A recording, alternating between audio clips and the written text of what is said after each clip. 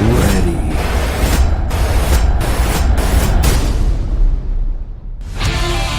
Are you kidding me? That's what?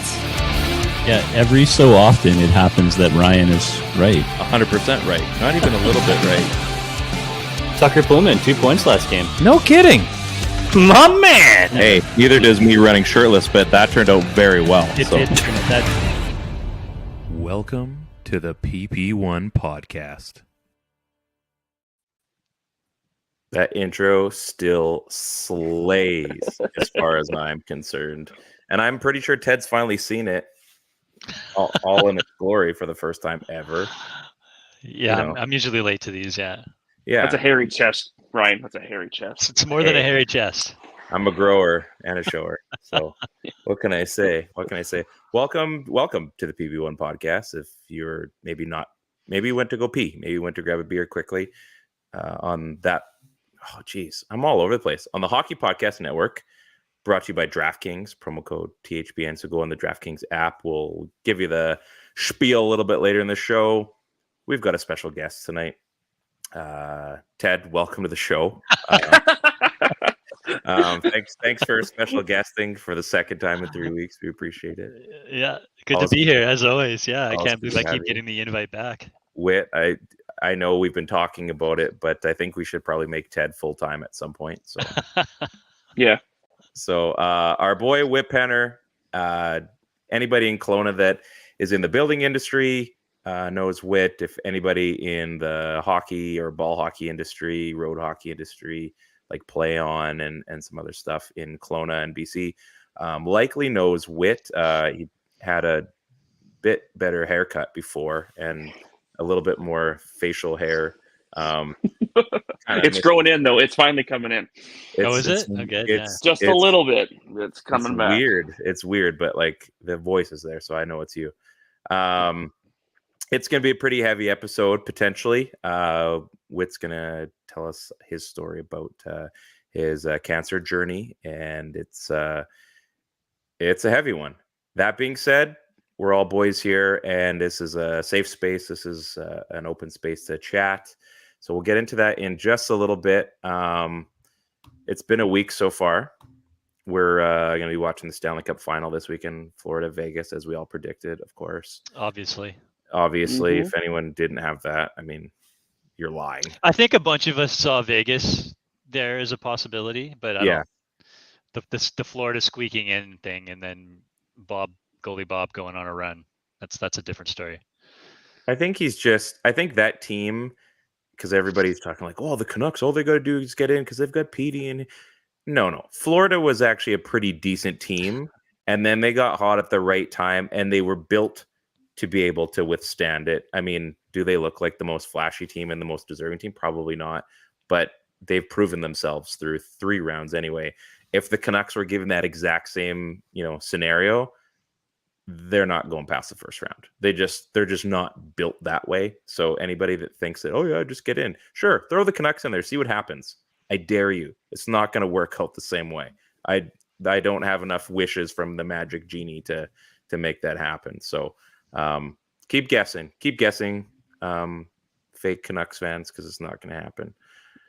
I don't know. What about the bubble team, though? What about the bubble team? That's a totally different team, though. Yeah. That's a totally different team. They were close. That was a totally different team before they blew it up. And anyway, that's a whole other conversation I really don't want to get into. You brought up the Tyler Toffoli thing. Now I'm mad. So apparently my mic. Look, he's all flat. He's all frazzled. I'm frazzled. Somebody chirped him on the field today because the other guy on the other team also had a mustache. That's true. And his was blonde. Somebody chirped him about having the second best mustache on the field, and Ryan lost his shit. I called timeout. I asked the ump for time. So, we made it work. We won. That was cool. I gave up a dinger. That was okay in my closing role, but I got the next 3 out, so that was okay. One goes off. I've never seen one go off the top bar of the fence and back in, though.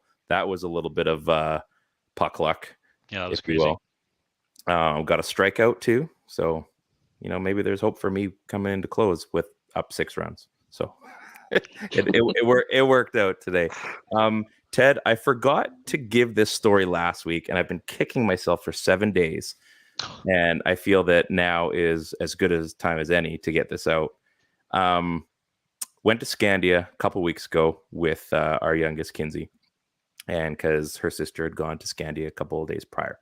So sister was babysitting all day, so we needed to waste some time. So let's go to Scandia. She wanted to do the arcades, get the tickets as you would, right? And Scandia.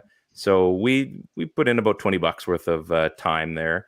And anyway, she goes and gives all of her tickets, has like 1,500 tickets in there. So she's eyeing up everything, sees these handcuffs that she really wants. She wants to tell everybody they're going downtown. She's like, I'm taking you downtown. Like she's a character. Just, I don't know. I didn't even understand why. So anyway, she gets these handcuffs and the other stuff. They're like rubberized ones. So they're not like the clicky ones that you and I have probably had, growing up as kids, right?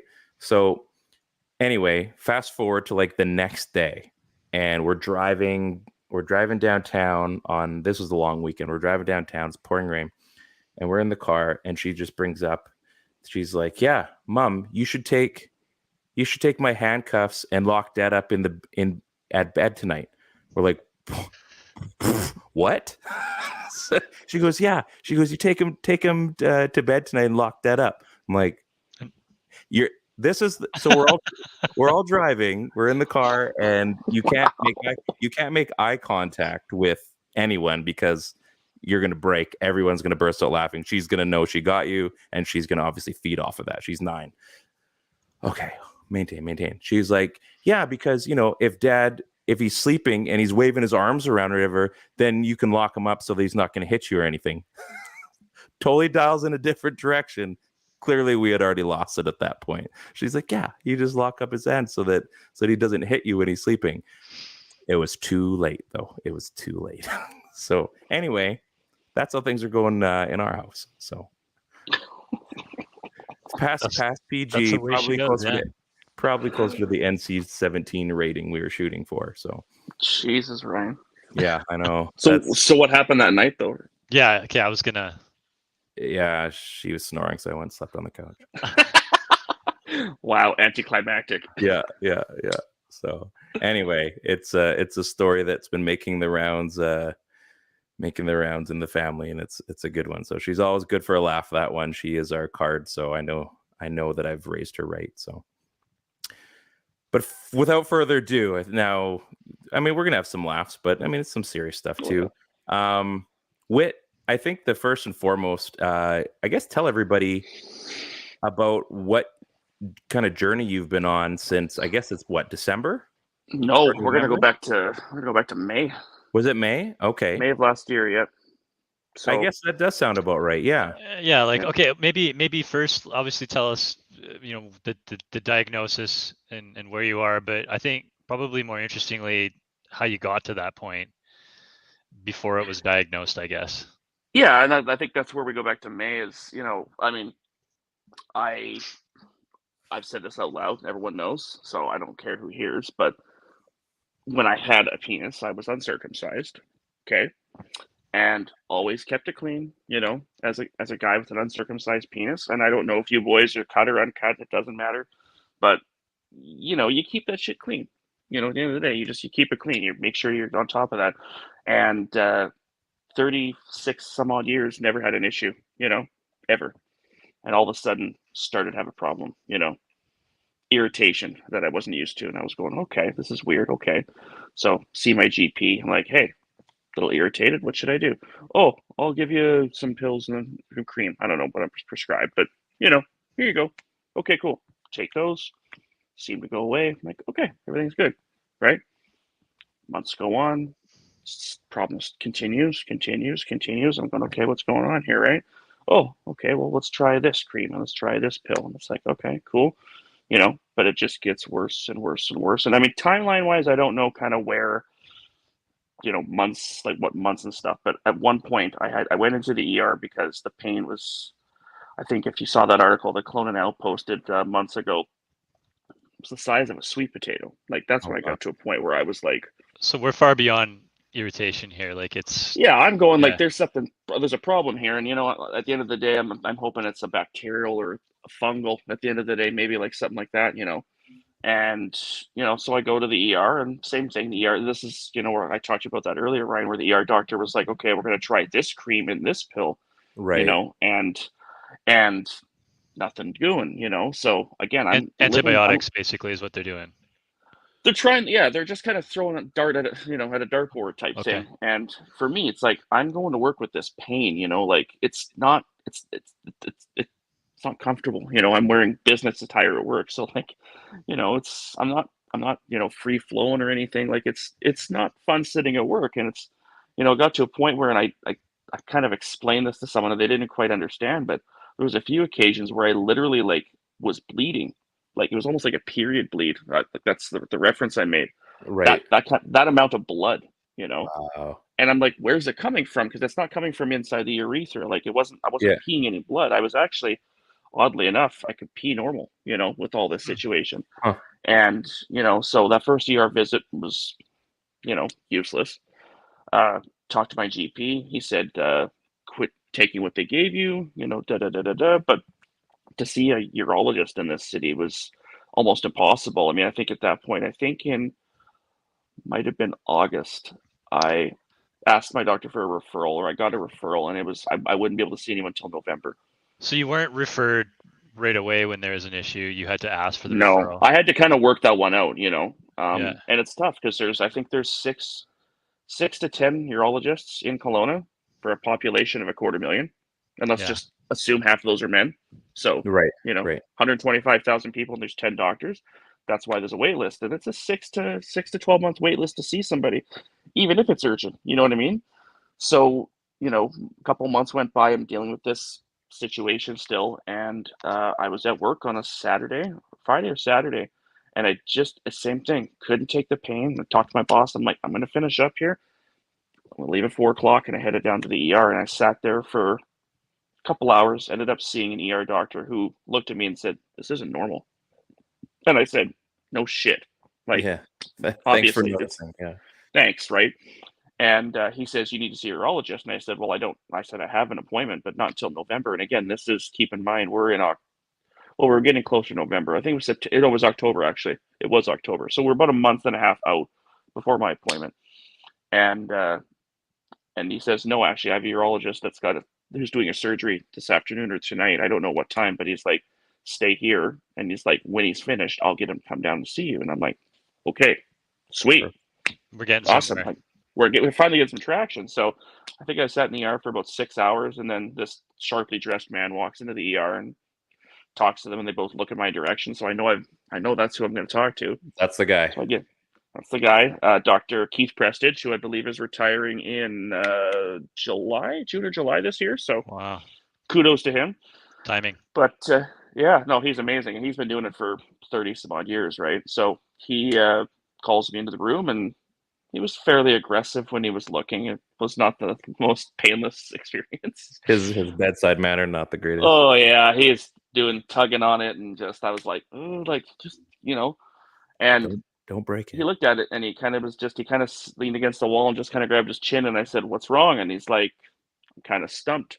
And I said, "Kind of like Dr. House situation." And he's like, "Yeah." And I said, "That's not what I wanted to hear tonight." Yeah. So I'm sitting there like, okay. And he's like, "This could be an infection. This could be, like I said, you guys, bacterial, fungal." He's like, "It could be cancer." Viral. He's like, he said, "I've never seen cancer present this way before." So, I mean, in hindsight, hearing that then and then finding out, and I'll tell you the story when we get there. It was just kind of, I had a moment, and I was just like, shit, like, what if this is cancer? Where are we at, right? So that night I ended up getting admitted. So it was October. They put me on I believe it was a bacterial, like a few drugs for like a bacterial infection. Everything went back to normal. Like normal. And I was like, shit, okay. Like inflammation and everything? Like everything was back to normal. Mostly. Like the inflammation for sure was taken care of. Like I had a regular penis again. I was like, cool. Okay. Problem was there was a growth kind of on the inside of the foreskin that was starting to kind of overtake the head.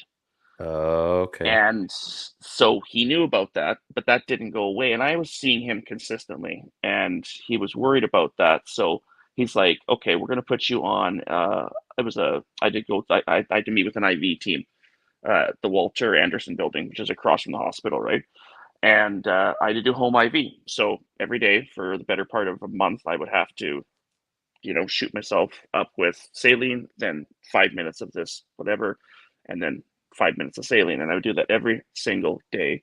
Plus, I think I was taking a, uh, a pill as well.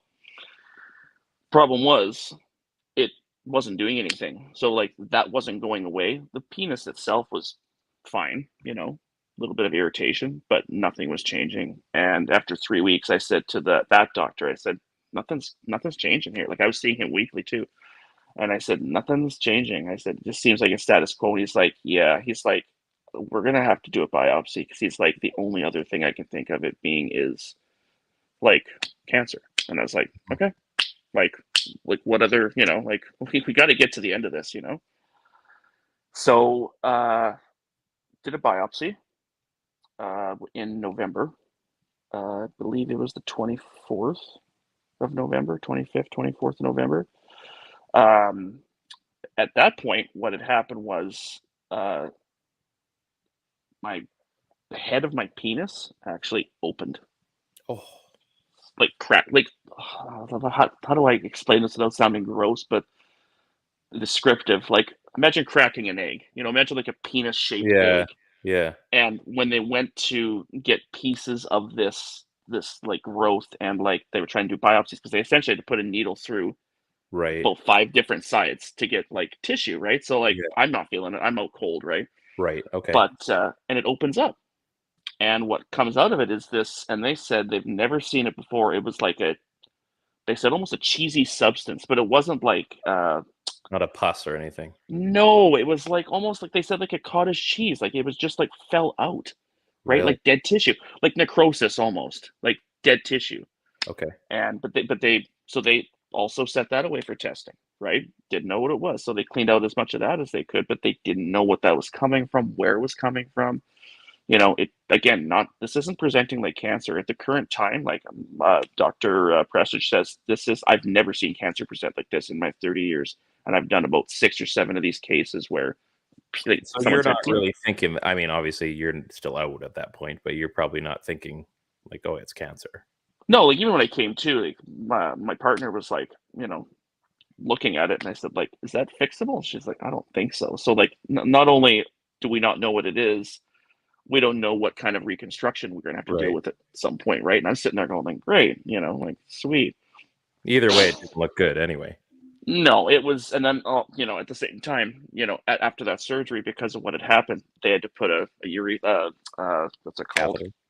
Catheter in, which I wasn't super thrilled with. Terrible. They're terrible. Catheters suck. Catheters suck. So that was in for about a month, but as the story goes on, we'll get there. So that happens. I'm all wrapped up, go home. Told I'll probably find out in about a week. So sitting there and not really sure when I'm going to get the call. And then it was December 1st at about 4:20, oddly enough, in that time frame. And I'm laying on the couch, and I get a call from Dr. Prestidge, and he says all 5 biopsies came back positive. It's cancer. And I was just like, oh. Like my stomach it dropped. I was just like your life changes like just instantly. You were just like, fuck. Like, what do you do? Like my partner's upstairs sleeping at that current moment. So like you're not living with that on your own for better part of about 15 minutes. And then I had to go upstairs and wake her up and be like, hey, it's positive. And she was just like, didn't know what to say. She left the house. She ended up going to a friend, like a neighbor down the street, and just like didn't know what to do. Like left just like shell shocked almost, And I'm like, well, we kind of, talked about it before. Like, there was this possibility that it could be, we don't want it to be. I'd love it to be anything else that could be treated with a drug, but cancer is cancer. So anyways, once we kind of sat down, sorted out, I had a friend that started that GoFundMe for me, which was really good. And that helped with flights and hospital trips down to the coast that would come up soon, and the support was ridiculous. But yeah, so pretty much was told I'd have surgery that month. Like I'd have surgery before Wow, Christmas. that's so fast. And that's removal. Like, so essentially what they said is they were going to look at it because they weren't sure if it was going to be a partial, which sometimes happens in these cases, or a full. It's called a God, not extreme. There's a term for it. Oh, I wish I had the radical penectomy. Thank you. I saw it on your thing, so that's how yeah, exactly. Yeah, radical. Yeah, which is like I read. You do. You're great. Thank you for the medical terminology. I appreciate it. Hey, you know what? I don't play doctor on Twitter all the time. So you said May was when this all you started. You basically made your first trip to your GP in May. Was it May? Well, yeah, my GP in May, yeah, and then just kind of him or the ER. And then 8 months later, you get a diagnosis, and really the diagnosis happened. The diagnosis and then notice of surgery all happened within like a month and a half, essentially. Even shorter than that, because I ended up going down. So Dr. Pressure says, okay, we're doing surgery. It's going to be down in Vancouver. This is the doctor who's going to do it. It's not going to be here. We can't do it here, right? Dr. Manis, who had specialized in medicine in New York and trained in New York before he went to Vancouver. So I've got one of the best surgeons for this particular surgery in the world. Right. And especially in BC. So I'm fortunate that the connections were made when they were, the right doctor was at the ER that night. The right urologist showed up that night. Like I talked to people that, have been waiting for cancer diagnoses or like surgeries for like months and months or years. And I go, I'm fortunate that I had the right people at the right time, because any delay, I'm not here. Right. It's such it's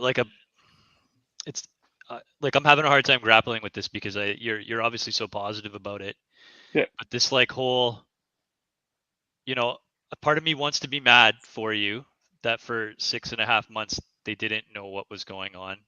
But then, the stars also aligned for you in that month when you were there on the right night and the right guy was working and you got referred, and the right surgeon who was previously in New York is now doing your surgery. So it goes from what feels like the worst case scenario to possibly the best case scenario. And I don't know. It's just stunning. Can I? No.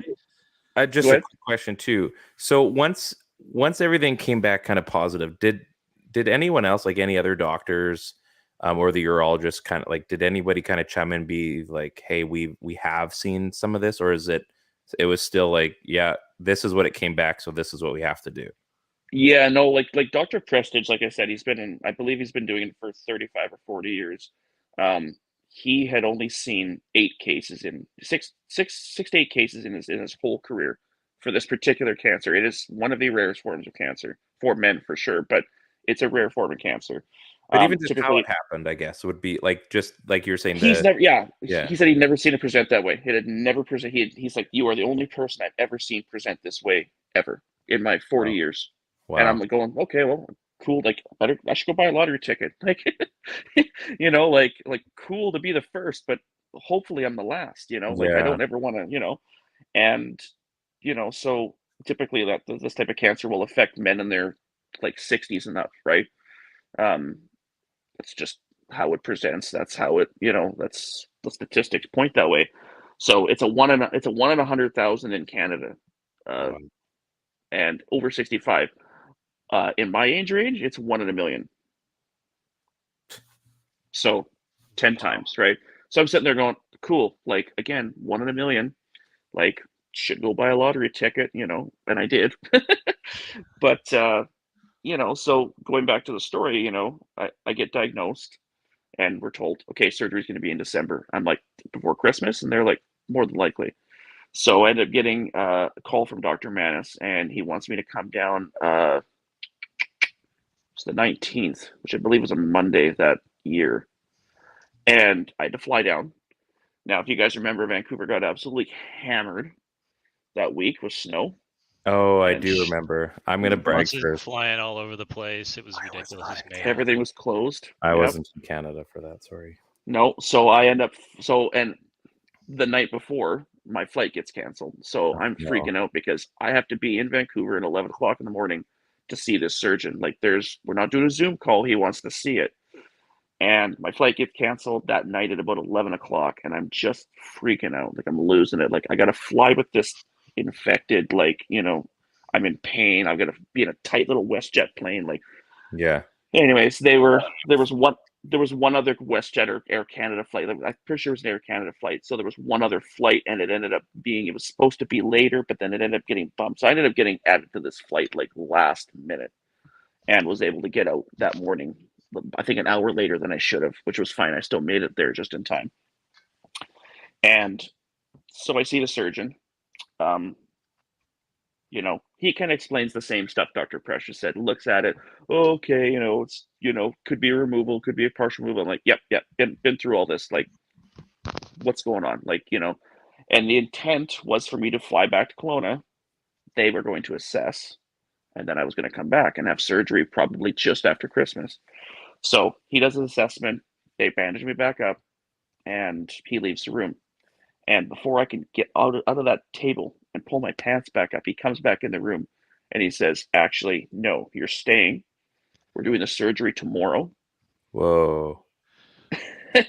That's heavy. Changes mind from, I'm not sure, walks out the room, comes back in and says it's happening. Well, so the other thing too is like, and I don't know, we'll get to this in the story as well, but it spread to my lymph nodes. So when he was feeling around my lymph nodes, which like in my groin, like in the area, he could feel some that were raised. And Dr. Prestigen also said that too. Like, nothing had shown up in my CT or my MRIs, but you can feel them. Certain areas you feel around, you can just feel elevation. And anytime you feel that in any of your lymph areas, it's not a good thing, right? It could mean infection. It could mean cancer. There's a lot of things, right? And it's tough because you got to do a biopsy to figure that out, right? So he had said to me, and he, not for making a joke, but he's like, let's cut the head off the snake now. Like, the cancer in your penis is it's the biggest problem. He's like, if we take care of that first, the lymph nodes could be minor, or they could be taken care of, quite easily. So, because he was going to take it to there's a tumor board that like discusses these kind of weird cases, and he was going to take it to them, discuss with them, kind of like Dr. House again, like going back and saying, like, let's talk to the best doctors and say, what should we do with this? And I don't think he thought there was enough time to do that and bring me back without risking it. And again, that tumor went from being at the base of my penis to the top, like it had spread so quickly in 3 weeks that if they had waited another week or two, I don't think I'd probably survive. It spreads to my lymph nodes, like all the way. Wow. Right? So I'm sitting there going, I'm in so much pain right now. I want it gone. I don't want it anymore. Like it's like if my arm was infected with like, necrosis or something and cutting it off saved my life, why would I think twice? So, get admitted to the hospital, which was a bit of a adventure in Vancouver because you have to go through the ER and the admitting. And anyways, it was not the funnest night, but once they finally got me up to a room, it was, got me in, and I was supposed to have surgery the next morning, and there was some sort of accident, I guess, in Vancouver, and the surgery before mine was about 12 hours longer than it should have been. So I had to get a push today. But yeah, 2 days later, I think on December 22nd, I had a radical penectomy. And at the time, they weren't sure. They were going to open it up and find out. So, I said to the surgeon, hey, if you can save me a couple inches, wink, wink, do it, And no, it was completely gone, whole thing. So just for people that don't necessarily know like exactly what that is, like twig and berries, all gone. Nope, berries are still there. Berries are still there. Okay. Berries, yeah. No, testicles remained. Oddly enough, that type of cancer does not progress to the testicles. It progresses to your lymph nodes. So, I mean, there's still a chance down the line I could get another form of cancer. Like usually when you get cancer once, there's a good chance you get it twice.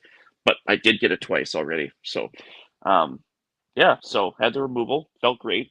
I mean, walking was really difficult. I thought they had cut me all the way down my groin, but literally it was like, incision. Yeah. The little incision where it would have been. I think for me, like they said, they kind of open the whole trunk up, right? Because your penis actually goes into your body, right? You got another couple inches in there. Right. And that's still intact. Like everything in there, I can still, like when you flex a when you flex a boner kind of situation. Yeah. I can still do that. I can still feel that like I've got a penis, but there ain't nothing there. Weird. And that leads to reconstruction conversation we can have after I kind of get to the end of the story. But yeah, so that happened, and then there was a conversation around, that it had spread to my lymph nodes. Not crazy, but localized. So they looked at it and they kind of said, okay, well, it's on the right groin for sure. They thought it was in the abdomen, and then they were unsure about the left side of my groin. So that surgery, oh God, I can't remember what that one's called, but it's, again, super detailed. So anyways, they sent me home. I ended up flying back on the 28th. Erica and the kids were able to catch a flight somehow during that snowstorm on Arctic Air or something. Got them into Vancouver somehow. So they were able to kind of be with me before surgery, which was good. But it was hectic, being in Vancouver when that stuff was happening, and, getting down to the hospital. And I needed them there, but, in hindsight, it probably would have made sense for them not to come just because of that. It was a shit show, So, like, just a quick thing, like your mental state going into basically that week, or like, I mean, everybody deals with, like, even the heavy stuff differently. Yeah. Like, some people will joke it off. Some people are very emotional. Everybody kind of deals with it. Like, knowing as things are going along, like, what's going through your head, like, just you, not the family and not everything, and we'll get into that as well, but like, what's going through your head at that point? Like, are you, as details are coming and information is coming and that they're going to be able to get this, like, are you, like, confident? Are you still, like, I mean, I'm assuming still scared, but yeah, like, what's going through your head on a lot of that? I think for me, I mean, obviously you're scared. I mean, obviously, it's a different situation. Like this, I say this, like, there's let's just say 125,000 men in Kelowna. I'm probably one of about a handful of guys that doesn't have a penis for that particular reason. You know what I mean? Like, right. Taking out transgender and all that kind of stuff. Yeah. Like, right. It's like I'm one of a kind, or 3 or 4 of a kind. There's a few other gentlemen that have been down my road, not at my age, but definitely have done the same thing. Have you spoken to any of them? I've tried. It's difficult with the Cancer Society. You can't just say, hey, like, and when I get to the chemo situation, I'll tell you about the one gentleman. I haven't had a chance. I did a lot of research on all of this, trying to find people on Reddit, that have been through it. There is not a lot of people that have been through or want to talk about it. Right. That's one of my goals after this, is to kind of try to network and try to find some of these guys, and just, I don't know. I don't know what I'll find. A lot of them are not in my age range. A lot of them are going to probably be in their 60s, 70s, and 80s. And maybe they don't want to talk about it. But the guy that ended up, that I know in Kelowna, I don't know him, but the gentleman that had a similar chemotherapy voyage as me, had a partial penectomy, had an autoimmune disorder, did the same type of treatment I did for chemotherapy, is in the 70s, and has now been in remission for 3 years. Wow. So awesome. When we get to the remission, the chemo story, I'll explain why I'm more confident. But at that current time, I was in so much pain, guys. I wanted it off. I was done with it, and for me, it was just, you just want to take the next step, right? You want to get on. I kind of knew about, like I said, the lymph node conversation had already happened, so I knew there was another surgery coming. So I wanted to get through that one, get somewhat healthy from it, and then move on. The complication is they didn't do a super top-notch job stitching, and 3 days after I got back, one of my stitches broke. So yeah, and it essentially kind of created a hole right in the middle of that line I was telling you about. Yeah. And you can't restitch it after. So I was in wound care at Interior Health for the better part of 3 or 4 months, every second day. Wow. So they could essentially, like, clean it and close, like, not close it, but you have to clean it and essentially stuff it with, like, a special type of padding. And it kind of closes from the inside up. And it took a long time, But again, that's every 2 days I'm going into some sort of, not a hospital, but a clinical area. Yeah. Every second day, and obviously I'm not working at that point because how am I supposed to leave work for 3 hours a day to go do that kind of stuff, right? So Right. So that gets sorted, and then the surgeon had said, we'll probably call you in what month was that? I said December. So we'll probably call you February, March, and we'll get you in for the next surgery. And they told me what it was, and I kind of did some research on what type of surgery it would be. I'm like, okay, I can handle that, And 2 weeks later, I get a call from Dr. Manis, and he says, "Hey," he's like, "we're going to schedule your surgery." And I said, "Okay, cool. When?" And he's like, "Can you come in next Thursday?" And it was a Tuesday. So it was January the 15th, maybe 16th, 17th. So this was like not even a month after that last surgery. So you're kind of getting. You're not even completely healed from your first surgery. No, not at all. You're headed I back can now. walk. I can walk and stuff, but like again, You're not 100 yet. I'm not even close. No. Yeah. And I'm like, do I have a choice? And I'm sitting there going, well, if I ask for a longer surgery, I'm putting myself at risk. And he's like, no. He's like, we actually scheduled it while you were in Vancouver last time, but he's like, we just didn't tell you because he's like, you probably wouldn't have been super happy. And I'm like, well, it would have been kind of easier to plan it, schedule flights if I had known, a month out. Yeah. So a little annoyed, but at least I got more planning. So, booked the flights that I think the next day and got that all sorted. And we ended up staying at a hotel about a block away, or it's not me, but my family, which was nice. So they were able to come visit a little easier than, and it wasn't snowing like it was. And, we had friends down there that were helping. So go down for that surgery. That surgery was a lot more intensive. I was supposed to be out in 3 hours. I was almost in for 9. I did not have a good time coming out from the anesthesia. Very nauseated, puking a lot. Just it was a longer. Why it was so much longer? Complications. Just how they were doing it. I think they really wanted to make sure they got everything. Not bad complications, but just lymph nodes are not to be screwed with. I'm still not healed from that surgery, and that's 6 months ago. I'm healed, but the lymph nodes they get to a certain point. They're still angry with you. Yeah, when they're kind of messed with, where you have to do lymphatic drainage. So I got to do like massage and kind of stuff to kind of get them back to normal. But essentially, the right groin had a fair amount of cancer, localized, so it hadn't spread from there. It was just there. The abdomen did have a few little tumors, which were removed, again, localized. And the left groin, they opened up anyways because you have to. And there was nothing. So, 2 out of 3 were, that's just the way it was. But from what I'd been told, they were all localized. So you go and you sit there and go, okay, well, that just means that the tumors were just there. They hadn't spread. And there was no indications with blood work or anything that showed that, it was anywhere else in my body. So I'm like, okay. So, that surgery, a little harder to walk after because they literally cut your groin on all 3 sides essentially. Oh man. And I got some pretty nasty scars, but yeah, so same thing, there for a couple days, and then I was able to get discharged a day early, and I think we spent the night in the hotel and just, got on the road. We drove down on that one. We didn't fly, which was nice. Drive back was fun, just kind of tried to take it in vain, okay, I've beaten it twice now at this point, Yeah. That's what I can say. And so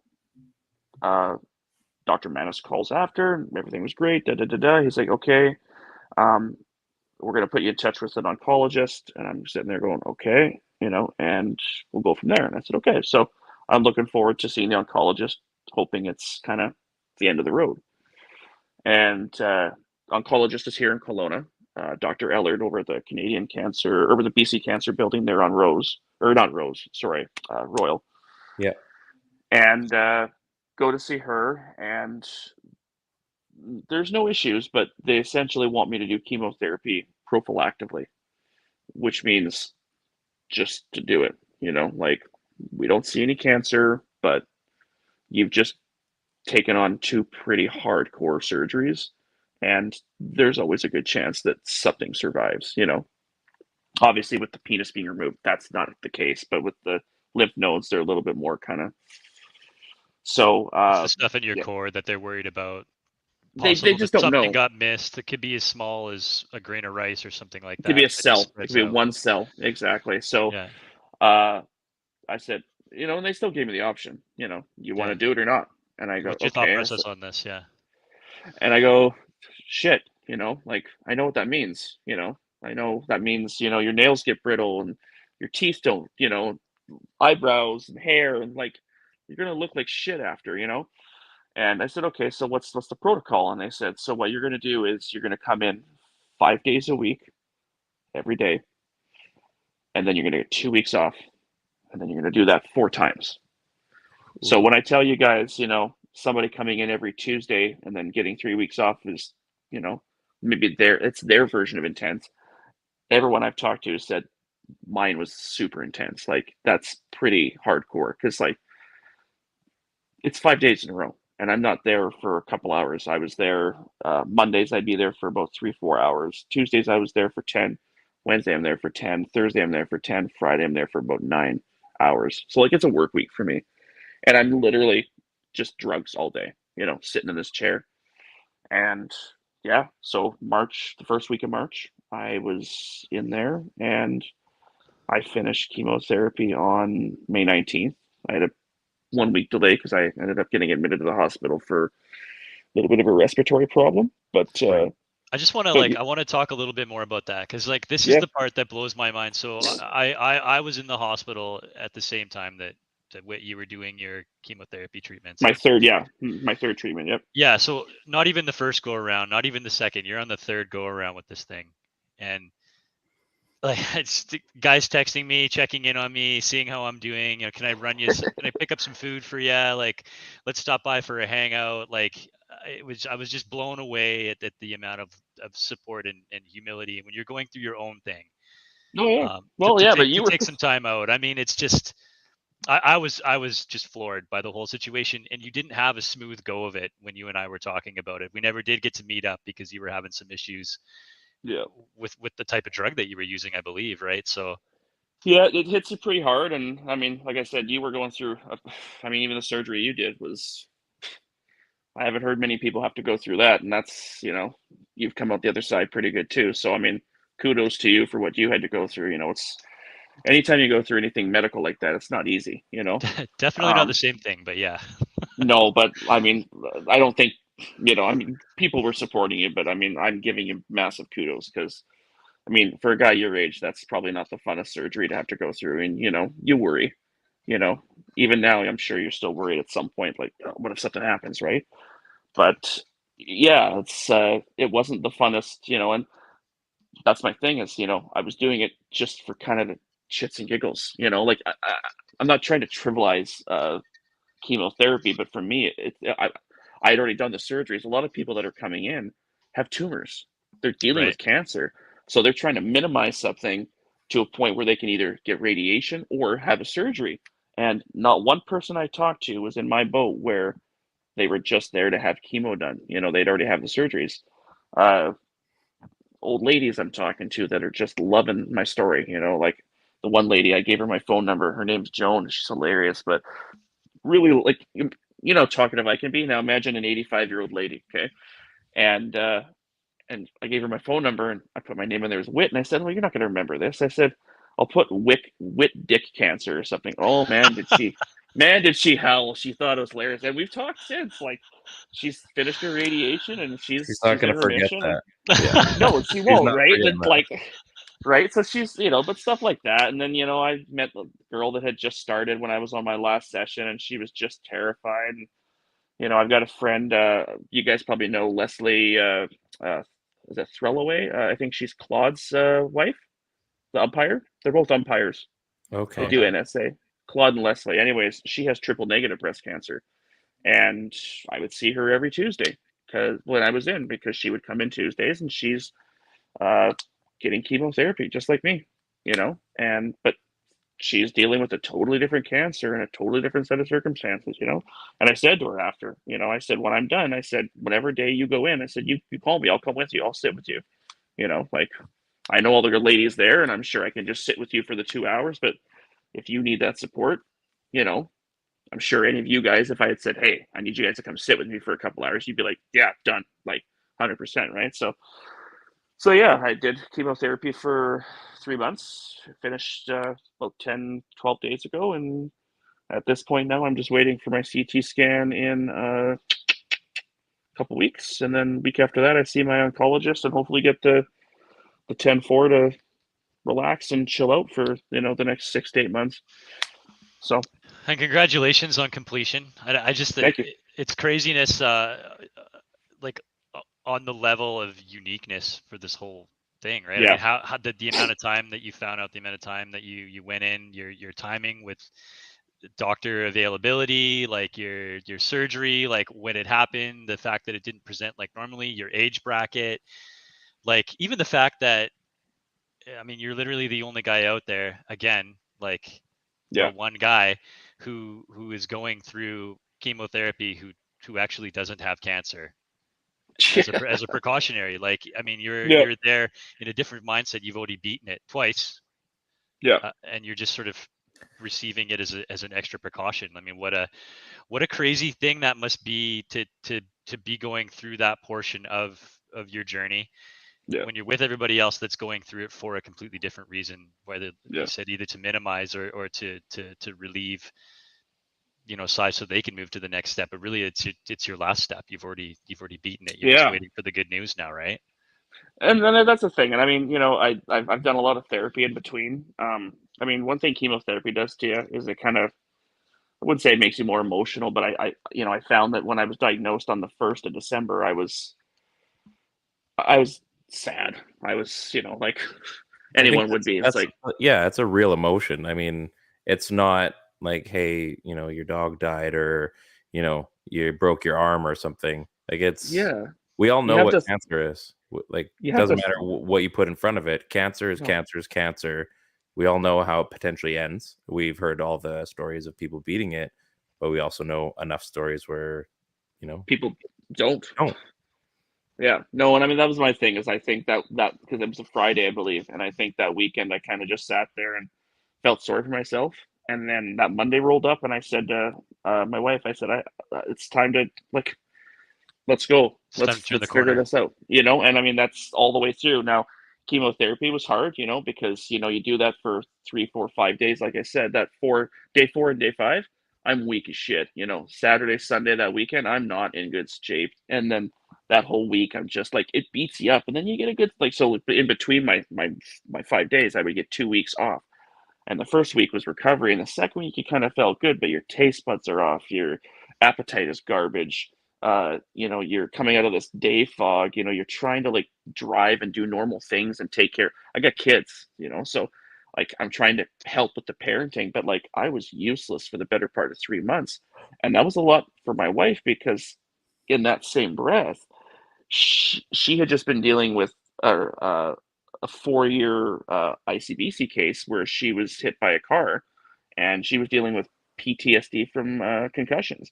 So going, like, pretty much, you know, switching gears from her being the one dealing with that issue to now I have cancer, and now she's the caretaker and she's got to worry about the kids and myself. It was a big change for our family dynamic that we kind of just had to make on the fly, you know. And I felt bad because, like I said, I'm doing this chemo, and I'm useless. I'm like another kid, you know. Like, I can't help with this, you know. I can't help with bedtimes. You know, I'm weak. Like, I'm just it takes you out. And after the first one, I was like, ah, man, that was tough. And after the second one, I was like, okay, halfway through. After the third one, I was like, okay, you know, we're 3/4 of the way. You know, that last one was that last week was the toughest. I didn't want to do it. I was just like, I'm done. Like, can we just skip it? You know, like, do we need to do it? Like, I changed my mind. Right. And I even, you know, like, that week I got that sick, and I had to, you know, I called my oncologist, and I said, like, you know, I was in the hospital over Thanksgiving for about a week, right? So I get out and I feel okay, but I'm supposed to start chemo the following Monday. And I called her and I said, there's just no way. Like, I just got out of the hospital. I'm just feeling better now. Like, we got to push this a week, you know? So I should have actually finished on the 12th. But I said, like, can we push it a week and then resume, you know, the next session? And she's like, 100%. Like, that makes total sense. You don't want to go in there and then, like, the chemo essentially kills you, right? Yeah. So you know, that was the only hiccup. But outside of that, yeah, like I said, it was not the most ideal scenario, but hopefully, you know. Yeah. I mean, I remember you telling me that you were like, you're weakened immune system, right? So you're prone to outside Everything. infections. Like you're not just, it's not just the chemotherapy that you got to worry about when all of that's going on. I mean, you told me before about that you had an adverse reaction to the drug you were using, and then that was like a whole however many Oh, hours possible before they could get you the right drug, and then yep. you know, you pneumonia or the flu or whatever else, Oh right? And yeah, then you'd be the hospitalized for yeah, that. So the parainfluenza. Yeah, that was. I thought it was, or sorry, they thought it was pneumonia, but it was, yeah, it was a respiratory virus. But essentially, where do you catch that? Like, it was no different than the kids catching a cold. Like, that's what it was. I caught a cold, but I have no white blood cells Yeah. and So my you're neutrophils are zero. So I'm just pretty much like fresh meat for anything, you know. Even after this one, you know, I felt good for the first couple weeks, and then I ended up getting an inner ear infection, and you can hear I'm kind of congested still, right? Because everything's just slowly starting to come up, right? So I had to go to the hospital a couple days ago and was there for 4 hours, and you know, here we're gonna put you on this drug, and hopefully it clears it up. And it's like, but I got to be careful when I go to, you know, a Save On or the school to pick up the kids, you know, because like I don't know what's floating around, you know. So I'm still wearing a mask from time to yeah. time, depending on where I go, and I will until, you know, everything's kind of okay. But you know, I think I'm more in tune with my body now, you How know. So how when I start to feel off, I kind of go, oh shit. how's your partner and your kids? Because I mean, your kids are still pretty young. Yeah, 6 and 2. So I mean, the 6-year-old maybe probably has a bit of a grasp on it. The 2-year-old, I think, daddy's sick, and that's. I mean, we've been through that. It's a little different, obviously. Yeah. How are, I guess, in two questions, like how has your partner dealt with it, and how have your kids dealt with it? I Erica, maybe more so recently, I would say. yeah, I would say more recently, like Erica, like I said, Erica had to really kind of transition from the one that was dealing with a problem, like I said, the post concussion, to dealing with my stuff.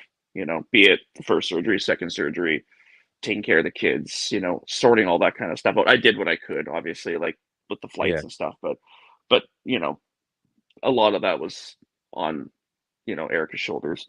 Um, and just even now, like during the whole chemotherapy journey, you know, like I said, it was tough, you know, making like had to take care of dinners and kids to school, and like, you know, those chemotherapy weeks, I'm getting driven to and from there, so I'm not home all day.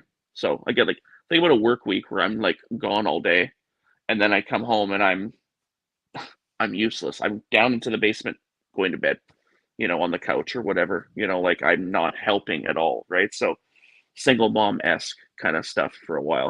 right. My 2-year-old I don't think he really knew what was going on through all of this, and I hope he doesn't. Um, I'll tell him about it later. Obviously, he's a boy, so he's going to have Yeah, a he'll penis, and he hear it. does, and he's not circumcised. So there's a conversation down the line when he's maybe kind of like preteen to say, hey, you know, you might be a little bit predisposed to what I had to go through. So why don't we just nip that in the bud now rather than you waiting till you're in your 30s and it happens, you know? Because we didn't do that when he was born, because obviously this all happened before, right? Or Mhm. after. My daughter is very in tune with what happened. I had a really bad feeling the whole year because I kind of feel like I threw her grade one into, you know, the garbage essentially with December, January, you know, the surgeries, all the kind of stuff, her missing a bunch of school. She's thrived. I don't know how she has. She does French immersion too. Oh my She's goodness. wow. absolutely thrived. But yeah, she's funny. She's like, Dad, I hate cancer. And I said, well, you don't hate anything, you know, we don't hate, but I said, you definitely, if there's one thing I'll let you go on that, it's that, you know, cancer fucking sucks. I said, you can say fuck cancer. I said, I'll let you get away with that one. but no, she's in tune, and she just wants me to be healthy, and obviously, we're closer to that line than we were, 6-8 months ago. Right. But she's definitely in tune with how this all went, and I mean, I hope it doesn't negatively affect her, and so far it looks like she's kind of, thrived through, all the chaos. Kids are incredibly resilient. I think that's one Big thing. time. Like all of us Yeah. being parents, I think we realize that about our kids. And just to even go back about, the family side of things, and I know what it's like to feel like a burden, right? Even though Yeah. if it were the other way around, you wouldn't think about it that way. But it's hard not to have those feelings, and I think it goes so much further beyond that. The amount of emotional support that you need from your spouse and your family and your kids, and it's hard to want to talk about the same things that are ailing you every single day, and it's important to reach out and find additional help elsewhere when you can, and to just like be open to accepting help. I think is like kind of what a lot of people don't do when they run into tough situations. So it Yeah. sounds like you had a good support system.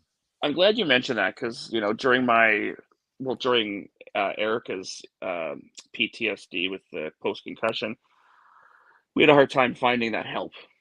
Because there isn't a network, or there at the current time there wasn't a network for that type of condition, right? So it was tough to find any help in regards to help with the kids or help with around the house. Because again, I'm sole breadwinner at that point while they're going through their situation. Um, and I come home and 40-hour work week and the kids and I'm not paying attention. I'm not able to like focus, and I found with my situation, Erica started a Facebook group, and I don't believe Ted, I don't think I have you in there, but I think Ryan, you're in there. And she called it "Fuck with Stick Cancer," and I think it's got about 200 plus people, just friends of ours. But it was a huge tool because we could post updates. We could post like, "Hey, we need help with making dinners," or "We need help with watching the kids," or "cleaning the kitchen," or stuff where like I'm out of commission and Erica's struggling because still dealing with the problems that were there before. That never changed. And yeah, my network was stupid good. Like, I can't thank them enough. Still, like, and the group's still there. Like, I still, I don't use it as much in terms of saying, "Hey, we need help," because we're in a better place now. But man, like that was huge. The GoFundMe that my friend Emma Lind did the second day after I got diagnosed was massive. I think it raised about 13 grand. And I mean, flights, hotels, car rentals, ate that up real quick, right? But if it wasn't for that, that would have been really hard for us to kind of try to sort out, So um, anytime, this, like I was mentioning to Ryan, that 4-year-old kid that my buddy's kid that has cancer, same thing. They did a GoFundMe for his kid, and I think it raised 20 something, 22K. But they needed that because they're going to go back and forth to Vancouver for the better part of a year. Children's Hospital, and two parents both working, two kids. Like, I was so It's sad hard when. enough doing it and doing life anyway. Yeah, Are you talking like about Riley? no, I believe this kid's name is, oh God, Bryce, and his Okay. dad. I don't think you boys know him. Hold up for a sec. I don't mean to. I also know somebody that's going through this that has gone through, my friend Tony and their daughter, and Oh, like the really? GoFundMe, the amount of stuff, right? But there's like, Yeah. it feels like we all know somebody, and I think there's so many people out there that they're willing to support and willing to give, and I think it's important to sort of get your message out there, and then accept help when it's being given to you, right? Oh yeah, like even when his kid was diagnosed, like I literally found out the day after I left Vancouver after my second surgery, and I reached out. I was just like, "Dude, like, where's the GoFundMe? I'll share it. Like, I'll push it. I'll push it in my group." And I mean, keep in mind, this is me after my second surgery, so like I'm not in the best shape either. But like I'm sitting there just torn apart that this 4-year-old kid has to go through like a year's worth of chemotherapy and then probably a surgery. So he'll be like 5 when he has surgery, right? And I ended up reaching out to the Canucks. I bought tickets because I was going down for the game in March anyways for my birthday. I didn't care, and I got 2 extra tickets. And I said, "Listen, you guys are coming. Like, I'm taking you. Don't worry about it. I'll cover everything. Like, whatever you want, jerseys, food, like the whole 9 yards. And a couple days before I got down there, I found out that, and it wasn't a surprise. We had kind of talked about it, but he ended up not having good enough counts to come to the game, so he couldn't go. But just stuff like that, I'm not in the best shape, but at the end of the day, like that you still 4-year-old's see a kid and it drops you no matter what. I think that's like the hard thing. Like we deal with a lot of things, and I mean, I found out about your cancer diagnosis and Ted your heart on the same day, and I came home and I told Christine, and I was like, it's not me, and I wasn't trying to be like, I was like, that was the toughest information I've had to hear from two friends, like on the same day. I'm like, so here's what's going on with Whit. Here's what's Ted. And I'm like, I'm still grasping. And I remember like the next day, I'm like, how do you, for me, like just listening to and hearing your guys', situations. And I'm just trying to like wrap my head around like, okay, what do I need to be as a friend to each of you, because they're very unique circumstances. Oh yeah, both of you guys. And I just thought, I'm like, you know what, I'm just gonna keep being me and being whatever I am to you guys, because that's what I know. And it was great to hear that everybody's, like we were talking about support systems, and to see the Facebook group come up and how it took such a huge charge right away, and the GoFundMe was there, and like it's you hear all this, but you're right. You see something about a kid, and I mean, it just gets, and you're like, why? Yeah, like, it's not fair. You think the same things, and at the same time, like you see a kid go through, and you're like, you know what? Like, we're grown-ups. It's not easy, and if there's a way, like, because we can rationalize a lot better. But like a kid, like nothing has even started yet. Like their life isn't even going yet, and these things happen, and it just breaks you. Now, the silver lining, and I mean, I don't know how this will turn out, and Brian's probably watching this or will be watching this at some point. What I had read was that the particular cancer his son had, there was a 98% chance success rate if caught early, which it sounds like it was. Right on. And, it's still surgery to come possibly, but same thing for that kid at 4 years old. It's rare for him to get at that age. So his son also had a very rare form because of the age group he was in. But, if they caught it early and he gets the right treatment, kid's never going to know, 2-3 years down the line, he'll be back to normal, So silver lining. Obviously that's fantastic news. You like hearing those kind of percentage points. And I keep thinking back to your percentage point of even getting this type of cancer. Did they have percentage points for your cancer? Like, do they have data to track that? What are the analytics?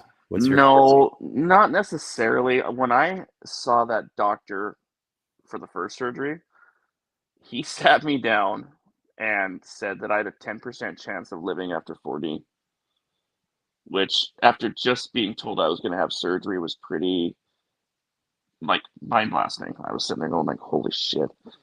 So I have a 90% chance of dying at this point, right? That's how I thought about it. I was just like, oh shit.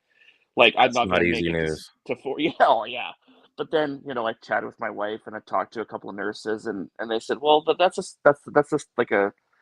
statistic for like the typical person that gets that cancer who's in their 70s. And I was like, oh, that makes more sense. That's not your demographic. Yeah. Okay. I was like, that makes more sense. Like, so no, not really. There isn't, because people my age don't get this type of cancer. So you are the statistic. I am a statistic, right? So, if I get past 5 years, that's good, because that means I'm probably out of it. Like, if you can survive the 5 years, you're good. Am I prepared for the cancer to come back? 100%. Like, I'd be foolish not to think that it did spread, or it could spread down the line into my lymph nodes somewhere else, or a lung, or whatever. Like, I've had conversation with my therapist where I've had to kind of come to terms with death, like, quickly, because how close was I? Yeah.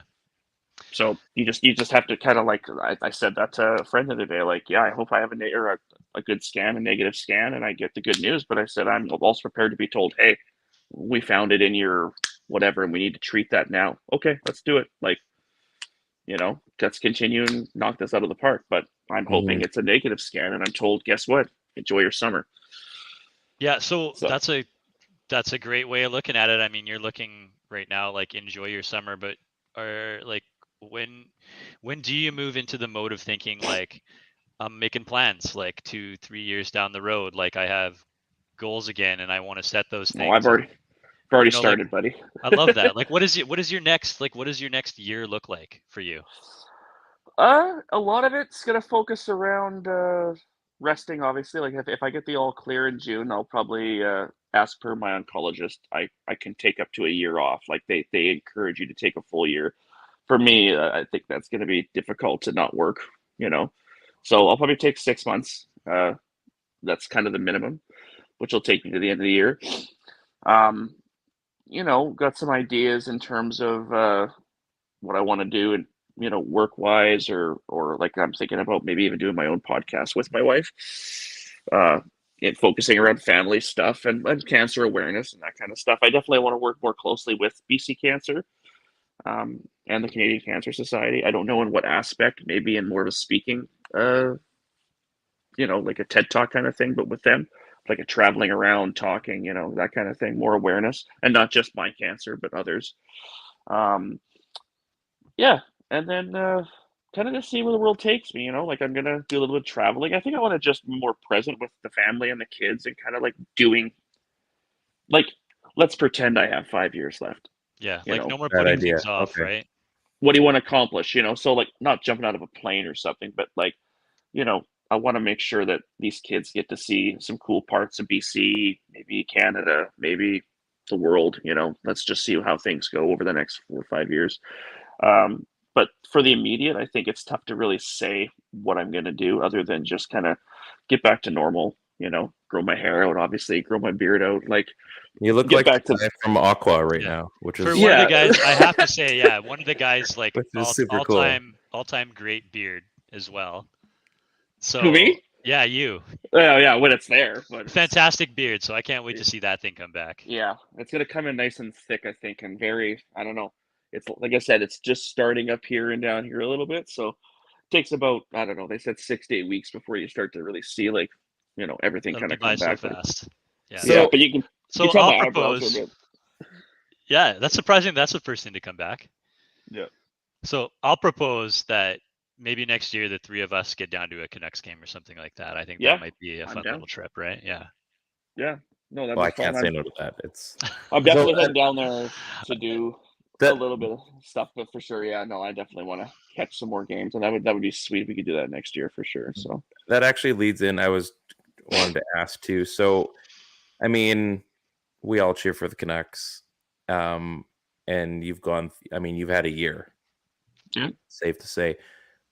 When you've been going through all of this, and I'm not expecting the obvious answer that I just brought up, but like, what's been like your escape? And I kind of asked this to Ted, and I know what his is, and like his was usually like going to the gym or working out, and in his case, like he couldn't do that. So like, yeah, we would have chats because I'm like, hey man, like where are you at? Because I know normally like when things are kind of down in the dumps or things are getting tough or just hectic, like you could go to the gym, and that was like your outlet. Like, what's been your outlet? that's a tough one, Ryan. Jesus. I hate that when you asked me that question, I couldn't answer it. Yeah, I mean, for me, I think a lot of it was humor. Obviously connecting with my family and my wife and my kids, and the people around me that were really close. But a lot of it was humor. I just found that like early on when this all happened, like a few friends had kind of made some jokes, and Erica wasn't super thrilled. And I understand why. I'm just diagnosed, and it's like, Yeah. let's not make jokes about the guy's dick. But Right. it got to a point, and I think it was about 2 or 3 weeks later when I got down to Vancouver. We had that group made up. I just felt like people were uncomfortable. People were uncomfortable. Like I was comfortable with what was going on, but a lot of people were like, "Wow!" Like, and I would make a joke. Like I think one of the things I posted the day before my surgery was like, "Great day to have your dick cut off" or something, and I was like posted a picture by the window in the sun, and like I got so many likes for that, and I wasn't looking for likes, but like people were like, "That's hilarious!" Like I love how you're so open and how you're so like you make jokes, and I'm like, well, like humor is what like kind of brings everybody in, right? So I think for me, it was humor. It was like, you know, on all of it, you know. I didn't, I couldn't go to the gym obviously because I couldn't work out either. But you know, watching hockey, keeping up with the sports and Yeah. hanging out with the kids as much as I could. It was difficult because I had a pick line in for chemo, so for those 3 months I couldn't really do much with the kids. With the surgeries, it was tough to, wrestle with them like I usually would, or go swimming or do anything really, right? But even just to kind of sit around with them and just like, a lot of the time my younger son would like lay on my chest, so like we would have those naps, even though I was in a lot of pain, Right. to have those kind of close moments. That's, I think, kind of what kept me going. But yeah, like, I mean, like I said, when I was first diagnosed, it was like 2 or 3 days of being sorry. And then I had to be positive the whole way through. And I had a lot of people say, oh, you've been really positive this whole situation. Like a lot of patients. And I say, well, when you have cancer, what other, there's nothing else. Yeah. Like, I mean, if you're going to be negative, you're probably not going to survive. Like, Yeah. But I sometimes, cancer doesn't discriminate, and it depends what type of cancer you have, and if it's terminal or if it's, not terminal or whatever it is, they're all serious. At the end of the day, every one of them is serious. But you got to find the silver linings. You got to find the sun. You got to find the blue sky and all of it, right? Like I've definitely changed my thought process of a lot of things since I was diagnosed. Like I was a different person back then, and not in a bad way. I mean, we've known each other for years, all three of us, but I think it's just opened my eyes to certain things that maybe I had closed them to before. Yeah. Yeah. Yeah. Yeah. Well, I don't want to keep you too much longer. And I mean, we've all got kids to potentially put to bed or something. It's a little late. Mine are in bed already. older kids in Ted's case. And I also feel like this isn't going to be the last time you're on the show. No, and I was going to get into that. I think what I would love to do, and I don't want to do this right away, but I would love to do definitely an end of summer kind of catch up. I mean, as far as the show is concerned, because it's not like we're going to be talking, but maybe just to get an update as well for everybody.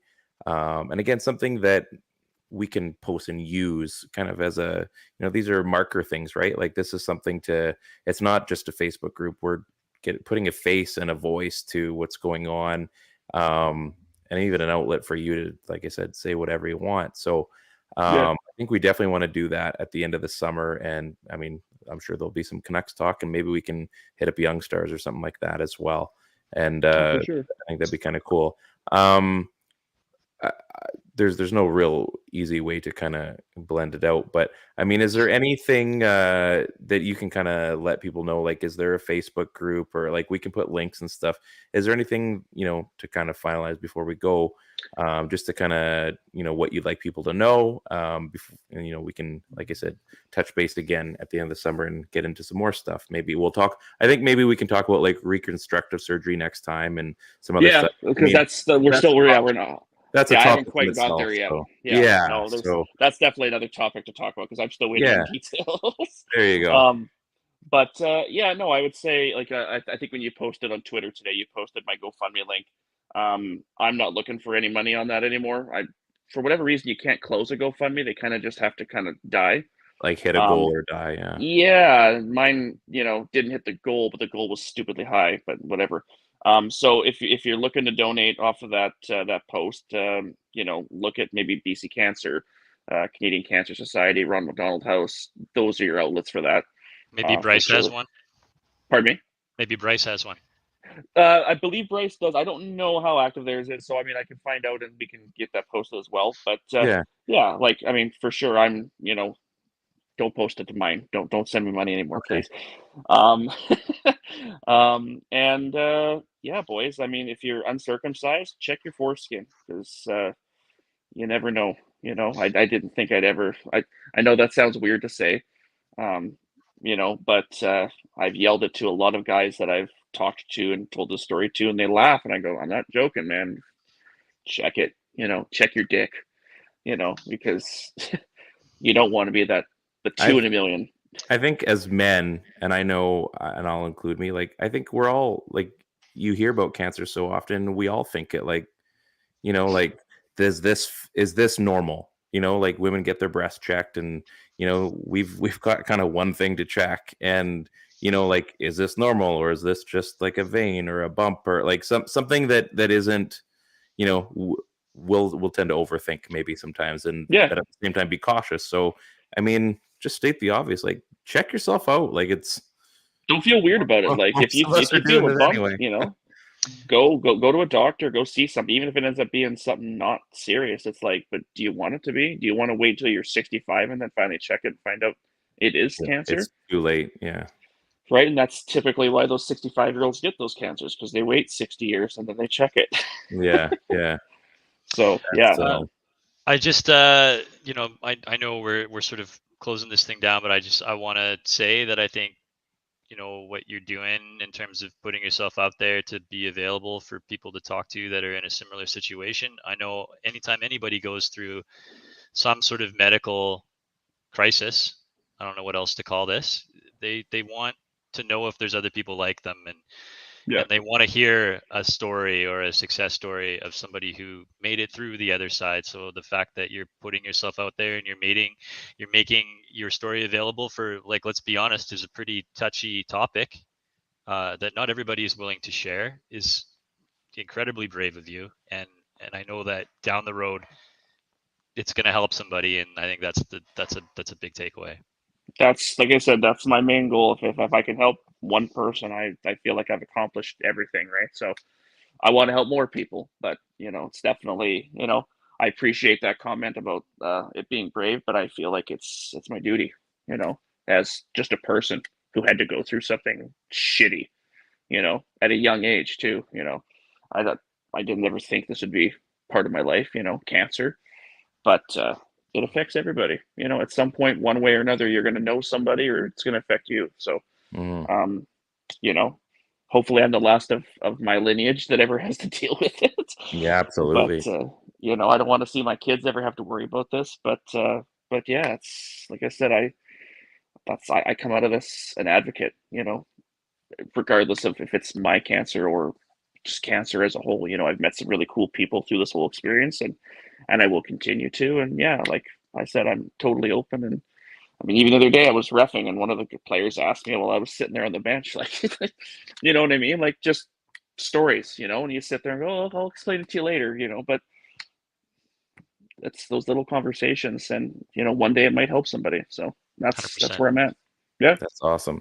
This has been great, Whit. I mean, we've been chatting about this for feels like a month and a bit. And I mean, your obvious circumstances have kind of dictated when we could do this. So with your, the ear infection, you're like, yeah, I can't even hear. And then all of a sudden next day, like, yeah, I'm good.